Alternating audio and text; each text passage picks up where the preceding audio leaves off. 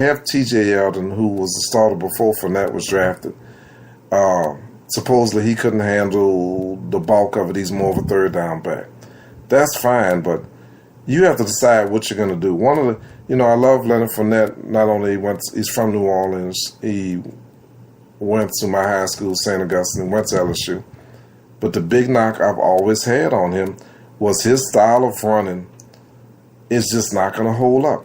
He was perpetually injured at LSU, and it's reared its ugly head in the NFL. And you have to make a decision. I mean, if Leonard Fournette is getting injured like this, it's always a hamstring, an ankle, a foot. I need availability. You can't make all pro from the hot tub.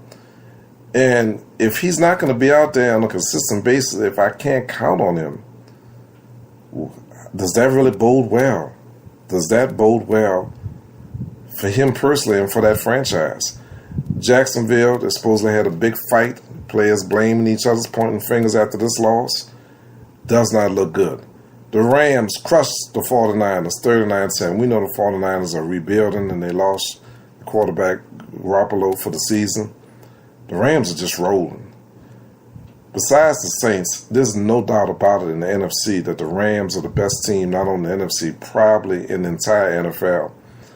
And with that pressure that they can give up front, with Sue, with Donald in the middle, they still have a lot of the defensive pieces missing in the backfield. That offense with Todd Gurley, the wide receiver options, and they don't have everybody. They still have a lot of injuries. The only hope for the rest of the league and the rest of the NFL to beat the Rams and to stop them from being the Super Bowl champs or making the Super Bowl is going to have to be injury. And it's going to have to be an injury to Jared Goff or injury to Todd Gurley.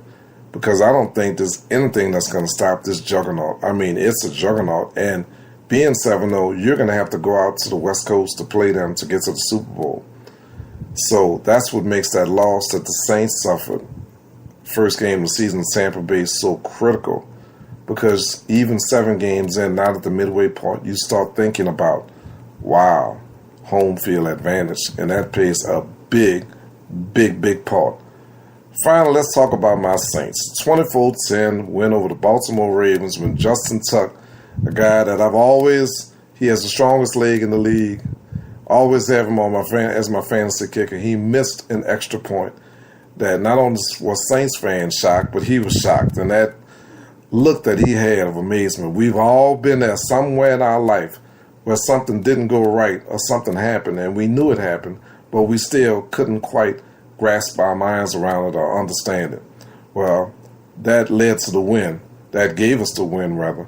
But I will say this about this game. And when we previewed it last week on the Sports Break Magazine podcast, we talked about you have a prolific offense in the Saints going up against the Ravens. The Ravens are the number 1 defense in the NFL. They hadn't allowed a second half touchdown this season. You're talking about a prolific defense, stingy, tough, nasty.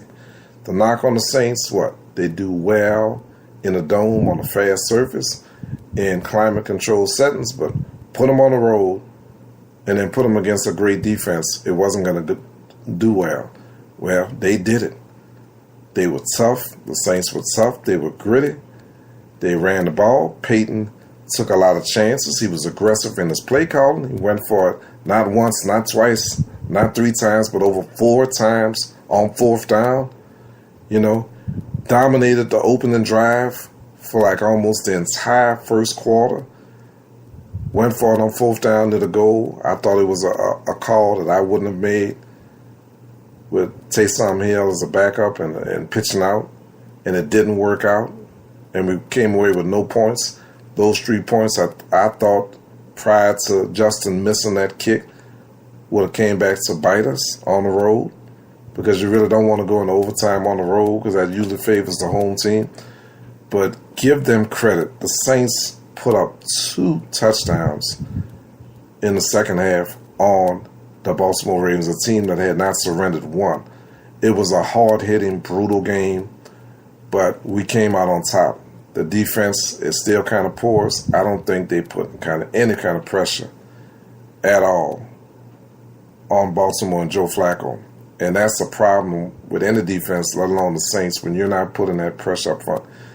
They did control the run game, but they were not able to put any pressure up front. That's going to be something that's going to have to be addressed, particularly next week going against Kirk Cousins. You're going to have to put pressure. You're going to be picked apart, and that's how Flacco was able to lead him right down there to John Brown to get that touchdown to what should have been the tying thing. But make no mistake about it, it was a great game for the Saints. It set a statement game that they went on the road. It was cold. It wasn't brutally cold, but like I said, the knock on the Indo teams or the West Coast teams is they're not able to handle that. The Saints handled that. They came back from adversity. They came back from a lot of hard hits. The defensive backfield, Lattimore and Williams played a lot better in particular. Williams, though, went out with an injury. We talk about Xavier Rhodes and the Vikings in that matchup next week. Let's talk about Williams. It's already known that the Saints are looking before the trade deadline to acquire another defensive back, cornerback, because we're kind of weak there. So we have to wait and see, like Xavier Rhodes, we have to wait and see about Williams and what type of injury or how this will hinder him or keep him out of the game. Because right now we need all hands on deck. And please, we need that defensive front of the Saints to step up and wreak more havoc and hell on opposing quarterbacks. I think that's the only thing that's going to stop us from being that challenger to the Rams and eventually winning the NFC South and everything else. It has to come from that. Because as long as we keep relatively healthy, though we did lose, we were already down in that game. The Saints won right guard, and we lost another one, the backup. So now look for moves to be made on the practice squad. But when you start talking about offensive linemen at this time of year, there's not any hidden gems out there, let's just say it. They're just guys. And when you start piecing and bale wiring it together to try to come up with an offensive line, not only is it dangerous for your quarterback, but for that running game. And you could see, even though this was a great defense that we were playing in the Ravens, you could see that Kamara and Ingram didn't have the success that they normally have. Maybe that played a big part in why Sean Payton was very aggressive and took many chances. I think he felt he had to. But ideally, you'd want to approach it where you wouldn't have to make those type of play calls or that type of game plan, that you could just straight up beat them. We're not there yet. But make no doubt about it, the Rams and the Saints are the prohibitive favorites in the NFC. And before we leave, let's talk about some things that were not really on the field. But Eric Reid, who has started and supported Colin Kaepernick to the days in San Francisco with Take a Knee and the protests to bring attention to social justice, to bring attention to what's happening in the streets, discrimination, police brutality, everything that goes along with that in the inner cities and elsewhere. And he was blackballed just like Cap. The only one owner took a chance. Eric Reid could have been on the Saints. He could have been on the Falcons. He could have been on a bunch of teams that really needed a safety and a defensive back. Eric Reid is in his prime. And it took the New Carolina owner to take a chance and bring him in. And he's really helped Carolina. Well, before the game playing the Eagles, ex-Saint and current Eagle, they kind of butted heads. And many people will say, well, why is Eric Reid so angry? Why is Eric Reid so angry? Why is he so mad? What seems to be the problem?